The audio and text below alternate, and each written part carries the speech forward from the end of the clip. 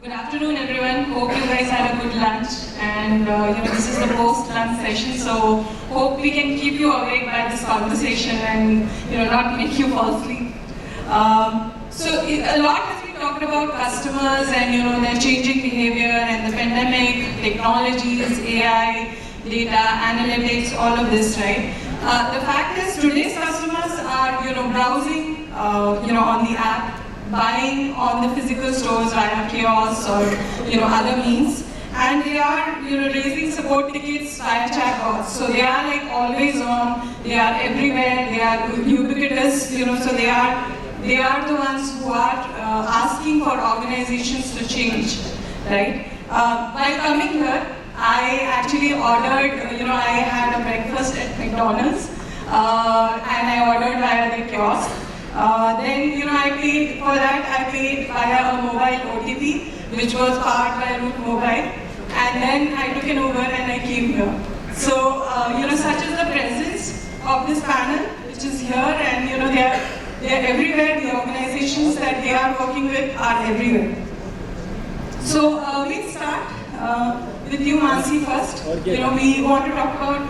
So Deepa talked a lot about the post-pandemic experience and how it is changing for Vistara. We would want to talk about that with Uber and what according to you are the key customer shifts that you are seeing from an Uber perspective, especially in the post-pandemic world.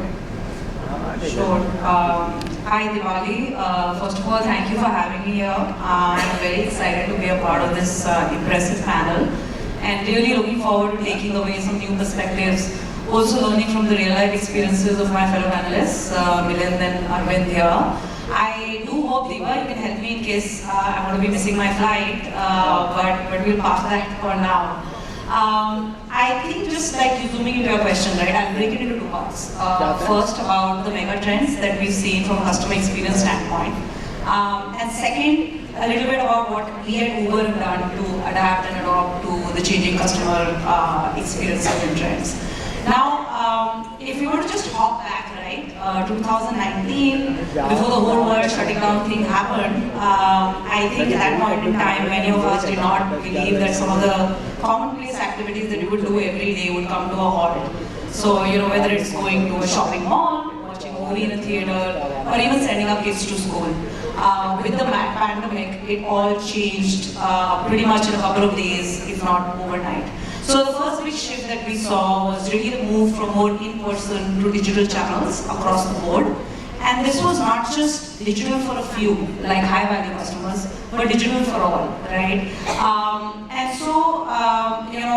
One of the first things that we saw at Uber, luckily, we had invested ahead of time into a lot of automation, instant resolutions, and that's why in the pandemic we were able to expand that quickly for our riders and drivers so that they could solve their painful experiences.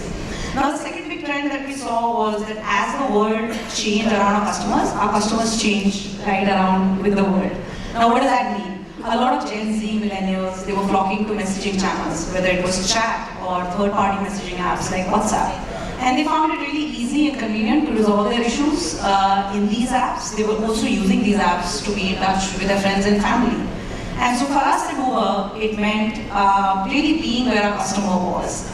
And we actually went in and did an integration with WhatsApp to our support CRM tool and ended up actually serving our drivers very early in their onboarding journey, where they started using WhatsApp to sign up and ride with us. I think the third thing, right, amid the pandemic and the shift to a digital-first world, we have really seen customer experience coming front and center in the front of business strategy. In fact, I think that it's now something that is core to businesses and our value proposition. So if you saw in the early days of the pandemic, right, whether it was the mass detection feature that was powered by AI, or the fact that every rider wanted to know the vaccination status of their driver, these became core features in our product that we needed to get up and running to get back to recovery, right? The last point that I talk about really is the changing customer preferences with millennials, their falling attention spans. They're really demanding a lot of urgency in their interactions. They are now expecting us to be more proactive, anticipatory, They also want support to be a lot more contextual. And which is why we are also adapting to that big change. Now, on the forefront, it seems really simple, but the core philosophy that we build at Uber is to make sure that we're driving effortless resolutions. We ask ourselves two questions: did we make it easy, and did we solve the problem? And so, whether it is helping riders sign up on the platform through WhatsApp, or one-click solutions through which they can actually get their earnings on a daily basis, it all comes down to POC in the end. Those are some great insights, Manasi.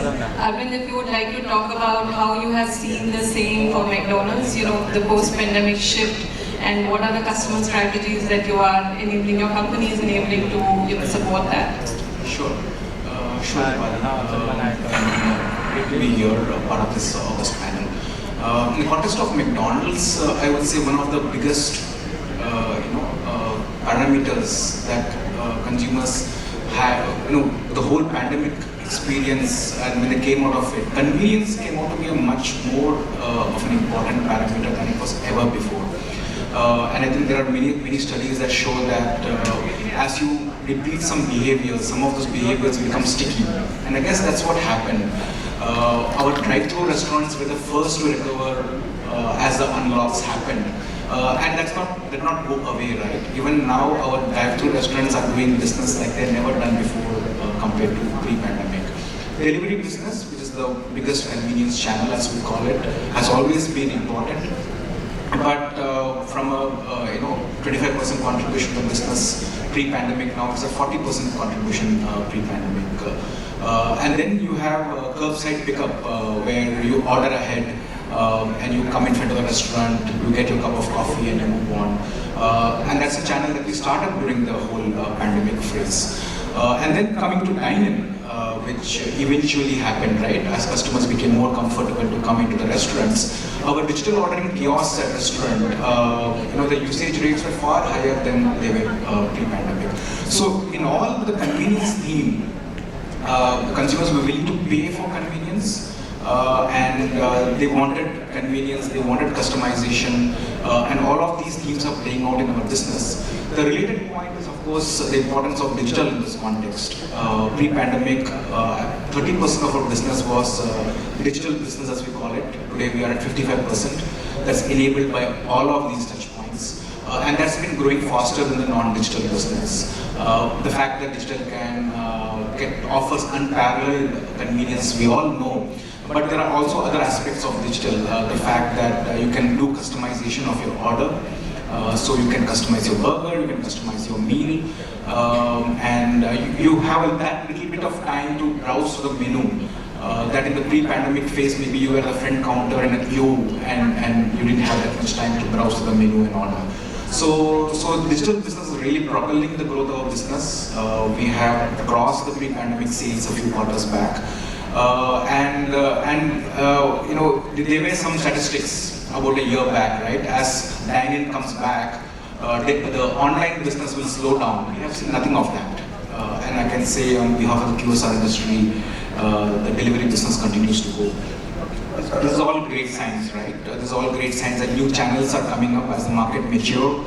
The consumer is much more discerning and is willing to pay for added benefits like convenience. And there are many brands, including ours, who have taken advantage of this, made sure we have kind of committed on our own digital investments and become more stronger in the post-pandemic phase.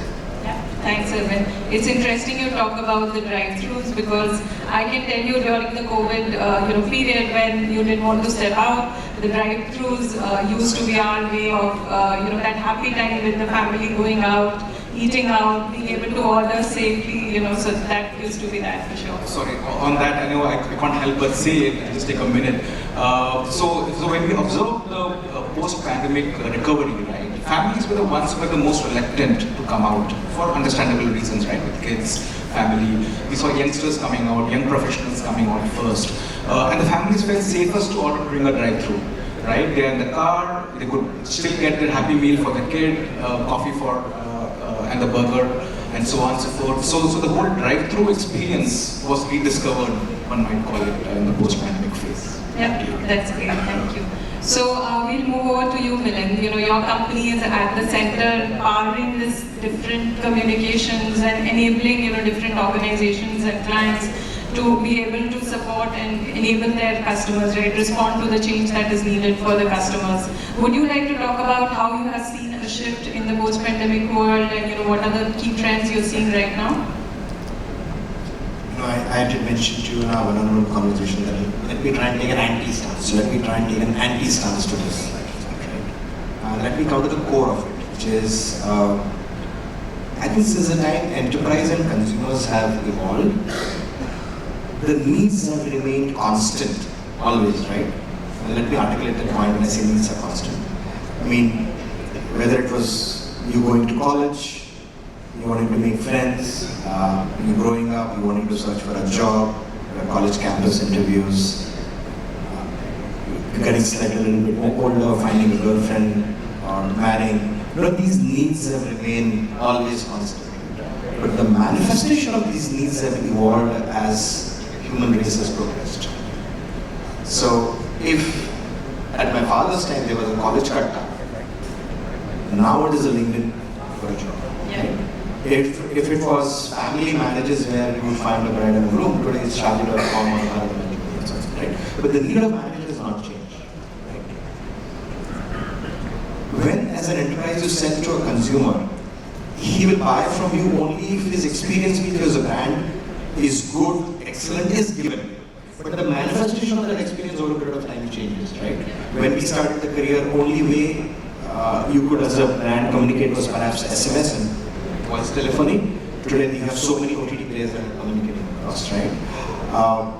So I think let's not lose the woods for the trees and be too dynamically focused on one particular area or one particular channel. I think the journey is completely moving across omni-channel as where the consumer prefers. If he's on a website, if he's on an app, if he's on the app of a brand like a McDonald or Uber, or if he is somewhere outdoor, right? You could keep on doing those elements, right?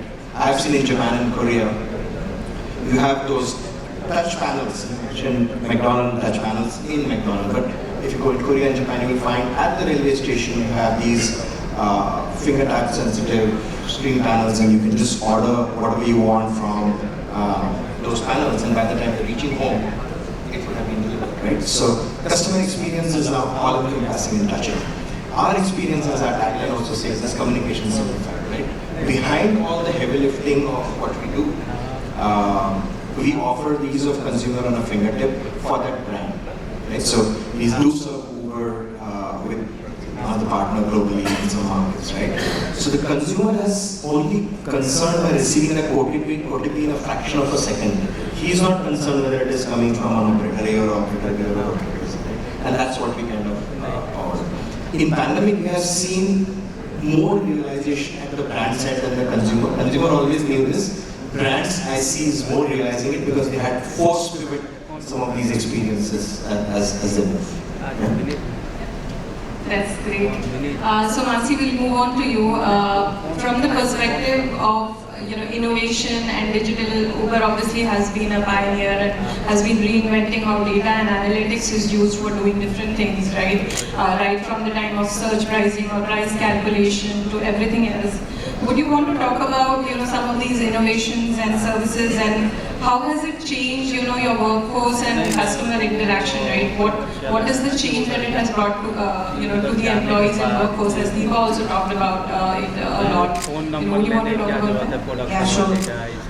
So at Uber, our mission is to reimagine the way the world moves for the better. And so we are constantly pushing ourselves to reimagine movement. And transformation is kind of a part of our DNA. I do admit that the pandemic acted as a catalyst in many areas, speeding some innovations versus others, but really the core philosophy behind our innovations is customer VOC. And if you were to look at the India business, for example, I think 5 years ago we were predominantly a cars mobility solution company. But today we recognize that India doesn't travel only by air-conditioned cars. It also travels by three-wheelers, two-wheelers, and buses, and we have that portfolio today. In fact, you'd be surprised, but 1 in 2 rides on an Uber today is not on cars, and this is only going to increase, right?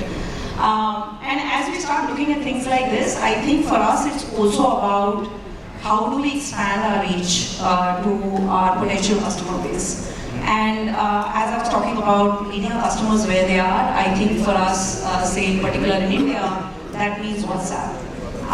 And in fact, last month, a very interesting innovation that we had, we first piloted it in Lucknow, but now in Delhi NCR, you can book an Uber through WhatsApp.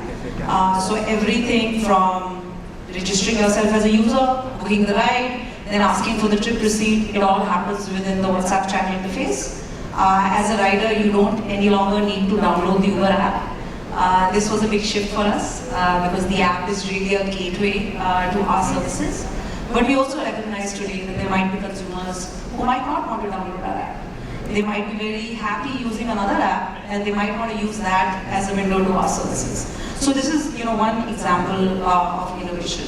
I think during the pandemic, a lot of us spoke about it, Deepali spoke about it. We did launch our Move What Matters portfolio. So this was Uber Medic, Uber Essential, Uber Connect, really helping mobility and providing mobility for our healthcare workers, as well as delivery of goods, really when the rest of the business was shut. I think one last thing that I want to talk about, just in terms of the interaction model, right? As we are moving to digital first journeys, I'm gonna actually say that with technology improving, I think our agents are going to become more intelligent. And why I say that is that as more complex problems come to our agents, we are also powering them with AI insights, handing over specific context, as well as the entire journey that a customer has been through, so that they are actually able to resolve the issue in one touch. So yeah, those are a couple of the innovations that have happened in the last few years. That's great. And just on the WhatsApp feature, actually, it is very helpful for the old age people, who don't want to understand how an app works, and are now attuned to WhatsApp with everything else that is happening, and they are okay to stick to that and book rights to that, right, for a doctor's appointment or whatever. So thanks, Manasi. So I think we'll move on to you. You talked about the whole ordering system in McDonald's and the kiosks and everything else that we talked about. What does it mean to the workforce, right? And how is the workforce, what are the benefits that you are seeing? How do you see that the workforce and the customer interactions are improving?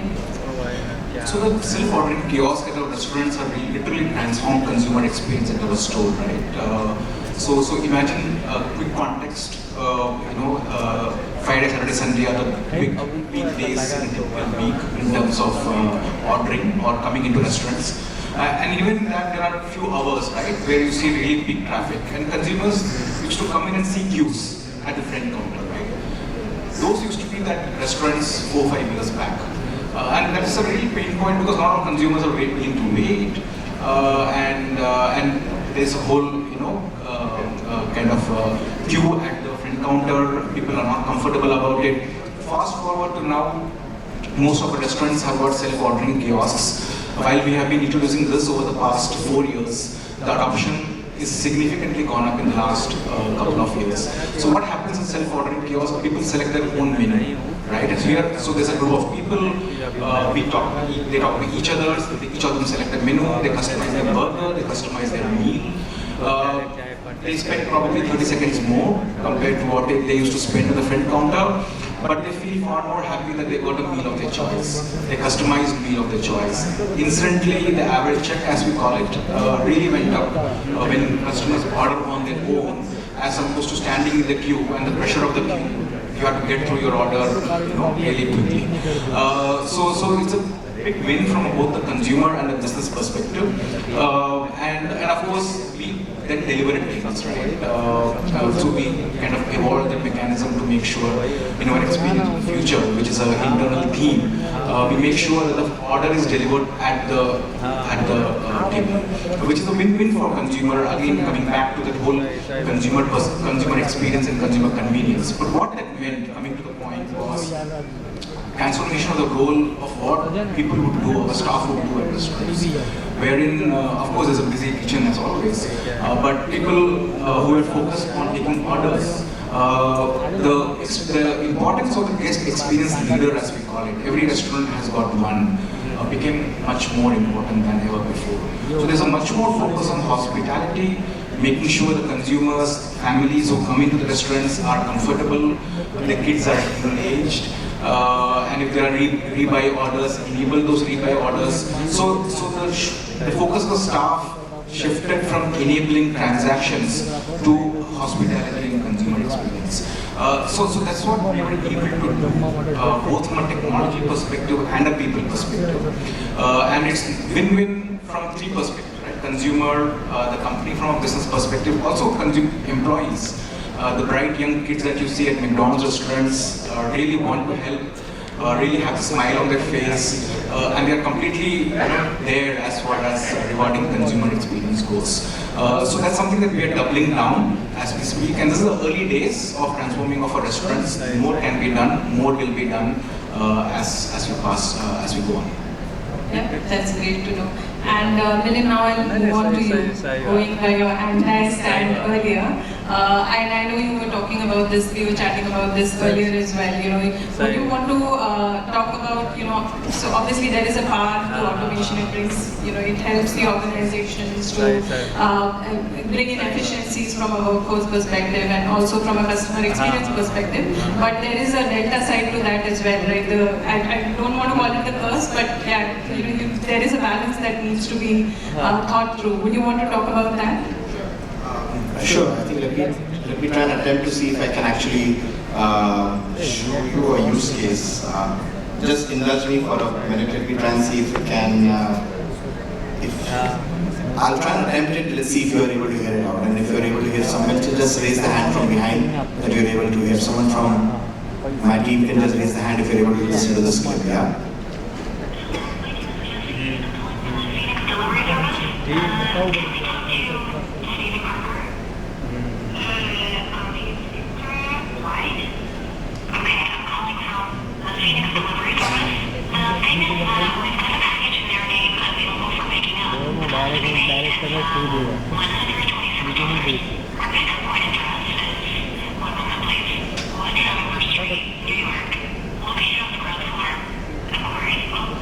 So this one is a bot, another is a human. Can somebody tell me which was the bot and which was the human?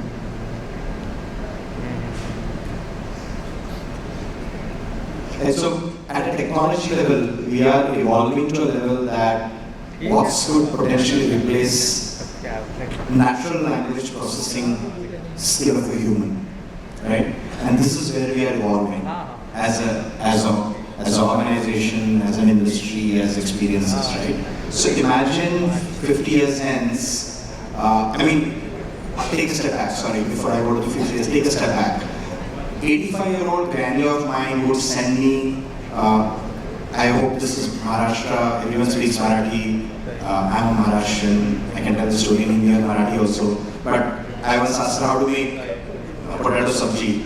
So she did not tell me on the phone, she says, YouTube पर जा 3 वेगळ्या recipe पहा, I will send you the links on WhatsApp. And an 85-year-old grandmother of mine was able to send me YouTube links of 3 different ways of cooking potato sabji at home and then do it across, right? 50 years hence, will there be a McDonald which is completely run by bots and all your ordering is completely faceless, right?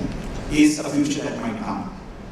And of course, as an industry, as industry players, as thought leaders, we move in that direction, right? But it forces two elements, and I think that's an area which we all are right now working, which is, and I call it the human face of business, of experience, right? you can bring as much technology into the system, you can't take the human face out of the experience. I think that's one area that we all are working as an organization working on that. How do you really not touch the human face? That's one. Second part is responsible human race, right? You can't one fine day wipe out 6 billion people of the world across continents and say now they're completely automated, because then you will have social crisis, right? So we have to be very, very cognizant of these areas, and our effort as an organization in solving the customer experience problem keeps both these angles in its extremes mind, that bring efficacy of